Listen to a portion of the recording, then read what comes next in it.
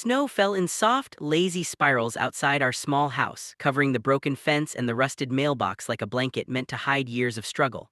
Christmas lights flickered weakly along the roof, some bulbs dead, others barely glowing. Inside, the air smelled of boiled potatoes and cheap chicken soup, our version of a holiday feast. We were poor, not the kind of poor that still had savings hidden away, but the kind that counted coins before buying bread. My grandfather, whom I called Dada, used to say, "Poverty teaches patience, but it also teaches pain." I was 16 then, old enough to understand both.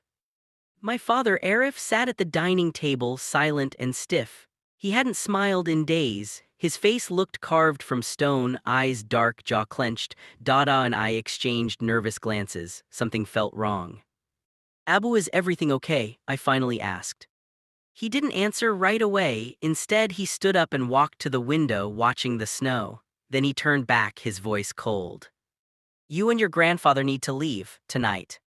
The words hit me like ice water. "Leave, it's Christmas, where will we go?" Dada's hands trembled slightly on his cane. "Arif, what are you saying? This is our home." Arif's eyes hardened. "Not anymore. I've had enough of carrying everyone. I'm tired of being responsible for people who contribute nothing."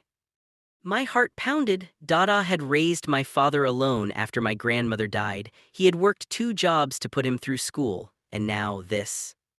"Abu, you can't do this," I said, my voice shaking. "Dada is old, it's freezing outside." "Pack your things," he repeated. "You have 10 minutes. Tears burned my eyes as I rushed to our small room, throwing clothes into a worn bag. Dada followed slowly, his steps heavy, his face pale with disbelief. "I never thought my own son would turn me out like this," he whispered. "Neither did I." 10 minutes later, we stood outside in the snow, our breath forming clouds in the cold air. The door closed behind us with a final, heartless click. I felt something break inside me. We walked toward the road, unsure where to go. My phone buzzed in my pocket, a message from Abu. "Wait." I stopped. Dada looked at me, confused. "What is it, Beta?" Before I could answer, headlights appeared at the end of the street.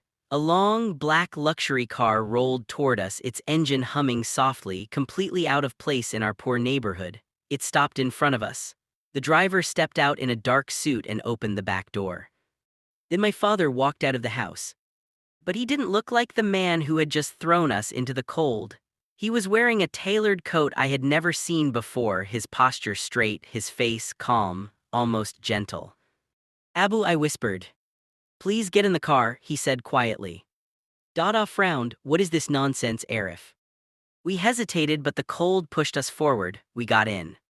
The car moved, smooth and silent, passing familiar streets, then the highway, then roads I had never traveled. Finally, it stopped before massive iron gates that slowly opened to reveal a mansion glowing with warm lights. My jaw dropped. Where are we?"